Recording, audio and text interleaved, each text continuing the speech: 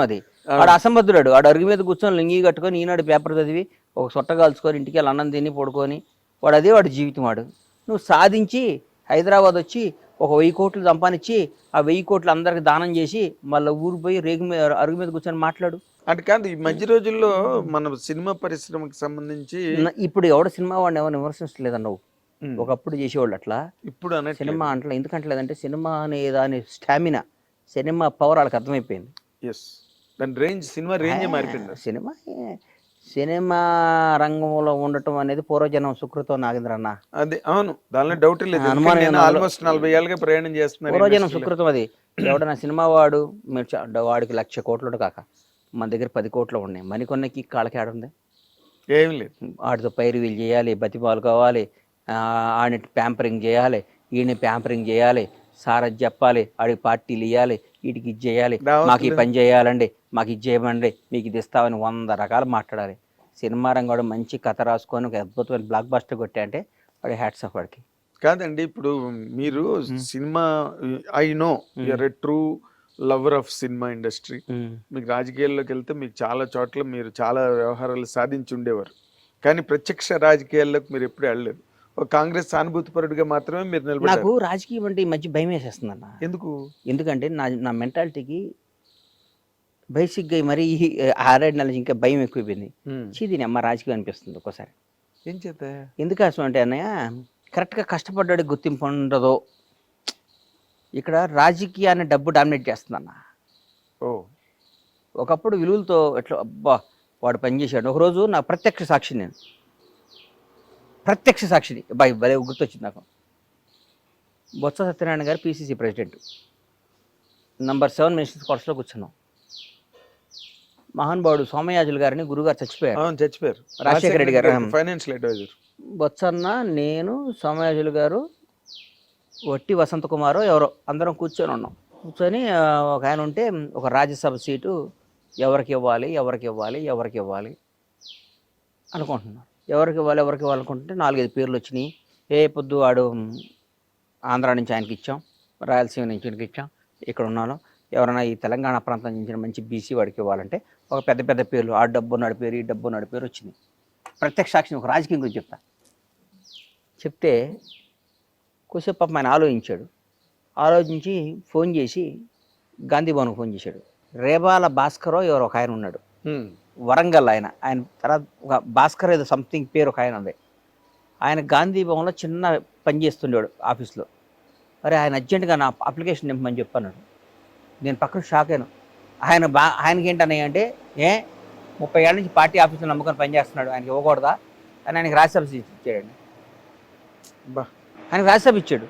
ఆయన వరంగల్ ప్రాంతం, ఆయన పేరు మర్చిపోయి భాస్కరో ఏదో ఉందా ఆయన చెక్ చేసుకొని అది రాజకీయం.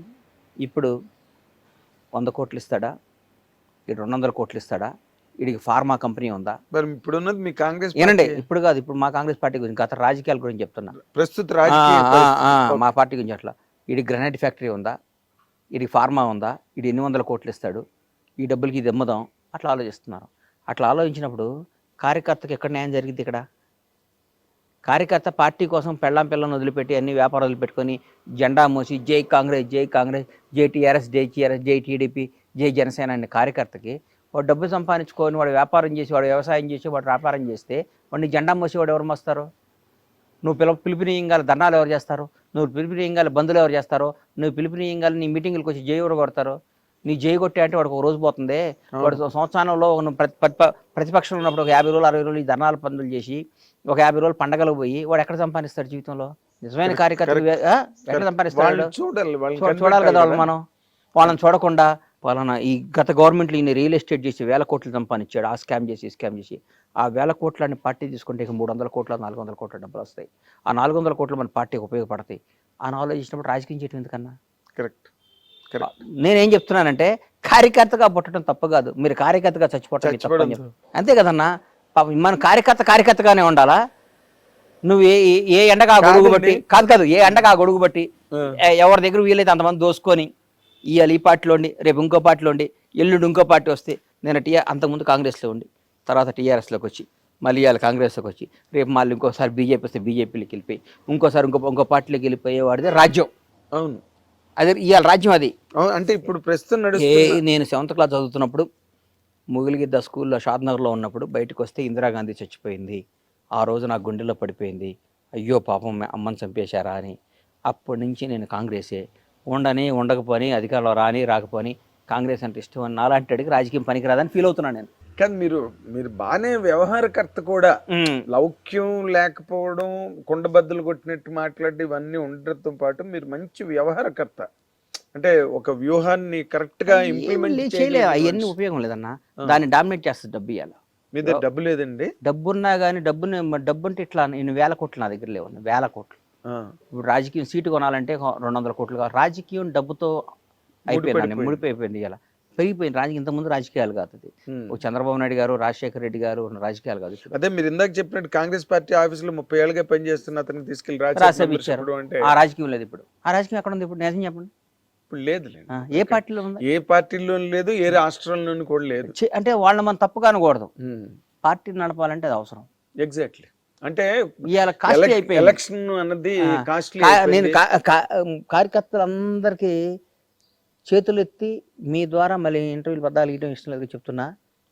కార్యకర్త వాడిచ్చే 500 కోసం, 1000 కోసం, దానికోసం కాదు. పార్టీ కోసం పనిచేసిన కార్యకర్తలందరూ నాయకులు అవ్వాలి. నాయకులందరికీ పదవరాలను కోరుకునే బలమైన కార్యకర్త నేను. చాలా గ్రేట్, చాలా గ్రేట్. అంతే కదన్న. పాపం ఇలాంటి ఆలోచనలు ఎవరికి ఉంటాయి? పాపం ఇలా విలేజెస్ ఉన్నారన్న. చాలా మంది చూస్తా. మా బూర్గుల షాద్నగర్ మా ఊరు చూస్తే టీఆర్ఎస్ వాళ్ళు, కాంగ్రెస్ వాళ్ళు మాట్లాడుకోరు. ఇవాళ కూడా వాళ్ళిద్దరికి ఏ శత్రుత్వం ఉండదు, ఆస్తి తగాదు ఉండదు, కమ్యూనిటీ తగాదు ఉండదు, ఏ ప్రాబ్లం ఉండదు. ఆ టీఆర్ఎస్ చూడరా అన్నట్టు చూస్తాడు. ఏంటో వీడు కాంగ్రెస్ వాడని చూస్తాడు. ఇక్కడ పగల బాగానే ఉంటారు, నైట్ ఇద్దరు కలిసి మాట్లాడుకుంటారు. అన్న నువ్వు ఈ వ్యాపారం చేయి, నేను ఈ వ్యాపారం చేస్తుంటాను. అది ఎంత ద్రోహం అండి అది. చాలా చాలా. అది ఆ పని చేసే నాయకులు ఏం చేయాలండి మనం? అంటే రైవల్ పార్టీస్ మధ్యలోనే ఇలాంటి సందులు ఉన్నాయి. రైవల్ పార్టీస్ అనుకున్నవే. నువ్వు నిన్ను గెలిపించిన కాంగ్రెస్ కార్యకర్తల మనోభావాల దెబ్బతీసి, నిన్ను గెలిపించిన కాంగ్రెస్ పార్టీ కార్యకర్తల కసిని పణంగా పెట్టి వాళ్ళని గెలిపిస్తే, నువ్వు ఇక్కడ వచ్చి టీఆర్ఎస్ వాడికో ఇంకో బీఆర్ఎస్ వాళ్ళకో ఇంకో బీజేపీ వాళ్ళకి పనిచేసి వాళ్ళతో ఫ్రెండ్షిప్ చేసి వాళ్ళతో మాట్లాడితే కార్యకర్త నువ్వు ఎట్లా ఉంటుందండి? అప్పుడే ఆత్మాహుతి దళాలు తయారవుతాయి. అంత దూరం రాణించుకోకూడదు మనం. అంతేగా, అంత దూరం రాణించుకోకూడదు. ఇప్పుడు అవతలాడు ఎందుకు బలపడ్డాడు? వాడు గతంలో అధికారంలో ఉండి వాడు అన్ని చేసుకున్నాడు కాబట్టి బలపడ్డాడు. నువ్వు ఎందుకు వీక్ అయ్యావు? గత 10 ఏళ్ళు నువ్వు అధికారం లేవు, నీవంతా పోరాటం జరిపోయింది. పోరాడేవాడి దగ్గర పైసలు ఎక్కడ ఉంటాయి అన్న? పోరాడేవాడి దగ్గర నిజం చెప్పు, 100% ఎట్లుంటాయి అన్న? వాడు బదులు లేచిన కానించి పోరాడాలి. ధర్నాకి వెళ్ళాలి, పార్టీ నదిగా పడాలి, రైలు రోకో చేయాలి, బస్సు రోకో చేయాలి. వాడు గౌగా తెల్ల బట్టలు ఇస్త్రీ చేసుకొని నీట్గా వేసుకొని కాంగ్రెస్ కండవా కప్పుకొని పరిగెత్తుకుంటే జెండా కప్పుకొని అరిచే వాడి దగ్గర డబ్బు ఎక్కడ వస్తాయి? న్యాయం కదా, ధర్మం. ఏదైనా ధర్మం మాట్లాడాలి, జస్టిస్ న్యాయం మాట్లాడాలి. నువ్వు వాళ్ళు ఇంకా వాళ్ళు అట్టే మోస్తారులే ఏంటి అంటే ఎట్లా? అంటే ఇప్పుడు మీరు మాట్లాడుతున్న మాటల ద్వారా మీకు ఎక్కడో ఒక రకమైన అసంతృప్తి అస్సలు లేదు. నాకు అసంతృప్తి అనేది నా బ్లడ్లోనే ఉండదు. నా బ్లడ్లోనే ఉండదు అసంతృప్తి. నాకేం అసంతృప్తి అన్న? నాకేమన్నా కావాలంటే లాక్కొచ్చుకుంటా పోయి. నేను సారీ, డోంట్ మిస్అండర్స్టాండ్ మీ గణేష్ గారు. అసంతృప్తి అన్నది మీకేదో కావాలి, నాకు అస్సలు మీకు దొరకట్లేదన్న యాంగిల్ కాదు నేను అంటున్నాను. నేను కార్యకర్తలందరికీ న్యాయం చేయండి నాయన. జరగట్లేదా? అరే జరుగుతుందో జరగట్లేదో నాకు నా మనసుకు వచ్చి చెప్తున్నా. జరిగితే హ్యాపీ, జరిగితే ఫస్ట్ సంతోషపడేది నేను. కాంగ్రెస్ కార్యకర్తలు అధికారికంగా హ్యాపీగా లబ్ధి పొంది తృప్తి పడితే ఫస్ట్ ఆనందించేది బండ్ల గణేష్. లబ్ధి పొందకపోతే ఇవాళ ఆంధ్రప్రదేశ్ ఉంది సార్, పక్కన ఆంధ్రప్రదేశ్ ఉంది. అవును. 5 ఏళ్ల తర్వాత చంద్రబాబు గారికి వాట్ ఈస్ లైఫ్ అనేది తెలిసింది. అవును. చంద్రబాబు కంటే గొప్ప పొలిటీషియన్ ఇండియాలో ఎవరు ఉన్నాడా? నిజం చెప్పండి, నిజం చెప్పండి. ఎవరు లేరు. అంత సీనియర్ వెటరన్ పాలిటీషియన్. నిజం చెప్పన్నా. ఇండియాలో మొత్తం 40 ఏళ్ల రాజకీయ పరిణామాలను చూసిన తొనకడో బెనకడో. 72-73 ఏళ్ళలో జైల్లో వేసిన తొనకలా బయటకు వచ్చాడు బాంచేత్. జైల్లోంచి నేను ఎట్లా వస్తాడా అని ఎదురు చూస్తున్నాను టీవీలో. షూ వేసుకొని అమ్మ సింహంలా బయటకు వచ్చాడు. ఆ లోపల ఏ క్షణం చంపేస్తారని భయంతో కూడా అవును ఆ? అవును. అంతకంటే There is గొప్ప every possibility ఏం జరగడానికి. అంతేగా. ఎవరైనా ఉన్నారా? ఊరికి అడుగుతున్నా. ఎవ్వరు మళ్ళీ లేరు. నువ్వు ఆ గణేష్ మీ సామాజిక వర్గం అని అట్లా అనుకోకు. అలా ఎందుకు అనుకుంటాను? చెప్తున్నా. స్వామి చెప్పినట్టు మీ సామాజిక వర్గం వాళ్ళు ఒకళ్ళు ఓటేసారు.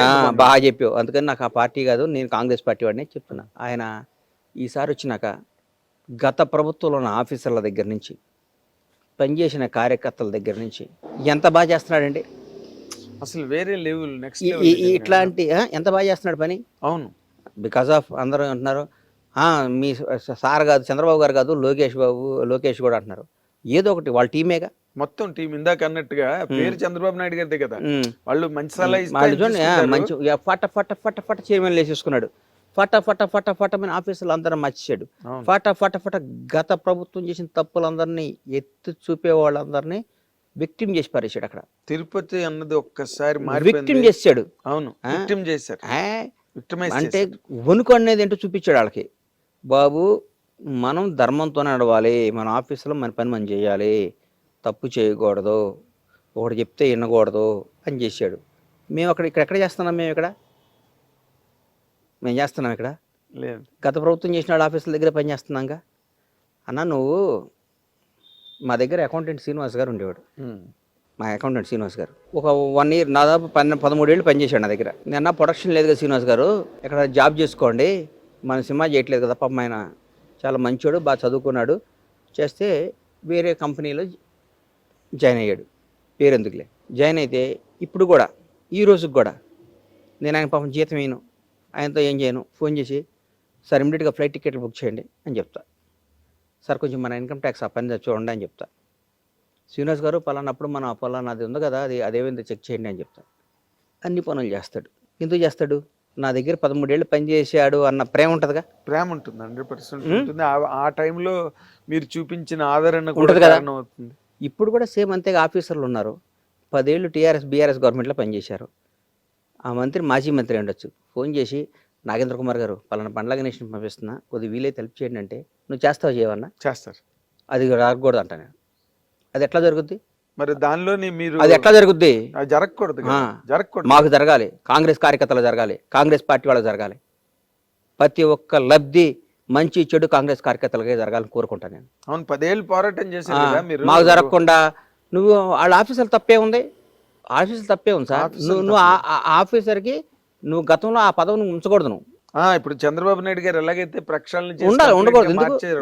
వాళ్ళు లేకపోతే ఎవరో చేయలేరండి అని ఒక ఆయన పొరపాటు. ఆయన చచ్చిపోతే రాష్ట్రం ఆగిపోయిద్దా?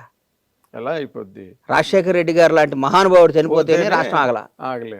Andhra Telangana hit TV app, ఇందులో short news, live news, entertainment shows, movies, digital magazines తో పాటు మీ జిల్లా వార్తలను కూడా ఫ్రీగా చూడొచ్చు.